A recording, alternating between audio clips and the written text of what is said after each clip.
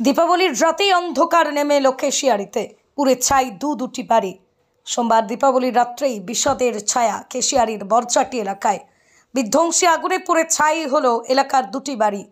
পশ্চিম মেদিনীপুর জেলার কেশিয়ারির খাজরা গ্রাম পঞ্চায়েতের বরচাটি এলাকার সর্বেশ্বর মাইতি, সুরেন মাইতির খড়ের চালে দাউ দাউ করে জ্বলে উঠল আগুন।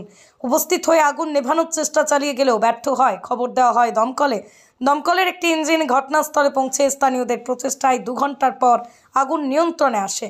তবে পুড়ে ছাই হয়ে যায় বাড়ির মধ্যে থাকা জিনিসপত্র। যদি এলাকাবাসী ও পরিবারের লোকের দাবি, এলাকায় বাজি বা ফানুস থেকেই এই আগুন লাগার ঘটনা ঘটেছে। এলাকাবাসীর দাবি, ফানুস এসেই সর্বেশ্বর মাইতির খড়ের চালের উপর প্রথমে পড়ে, তারপরে দাউ দাউ করে জ্বলে ওঠে খড়ের চালটি। আর তাই তার বাড়ির পাশেই সুরেন মাইতির বাড়িতেও সেই আগুন ছড়িয়ে পড়ে। এর ফলে কয়েক ঘন্টার মধ্যেই পুড়ে ছাই হয়ে যায় দুটি বাড়ি। যদিও ঘটনাস্থলেই কেশিয়ারি থানার পুলিশ পৌঁছে বিষয়টি খতিয়ে দেখছে। যে কোনো কারণে বোম ফাটার কারণে আগুন লাগছে। দুটো বাড়ি মাটির ঘর তো পুরো শেষ হয়ে গেছে। এটা কোন জায়গা? বরচাটি। মানে আপনারা মনে করছেন কিভাবে লাগলো? যে কোনো বোমের কারণে হয়েছে। মানে এই বাজি থেকেই আগুন লাগার? আচ্ছা, কটা ঘরে লেগেছে? দুটো ঘরে। যাদের ঘর মাইতি, সুরেন মাইতি।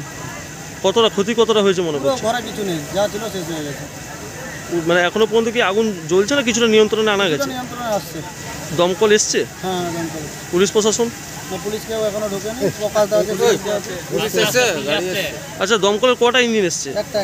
এসে করে কি পরিস্থিতি নিয়ন্ত্রণ করতে পেরেছে? হ্যাঁ, করছে, কিছুটা করছে। আপনার নাম কি? জয়দেব ঘোষ। বাড়ি? বরচাটি।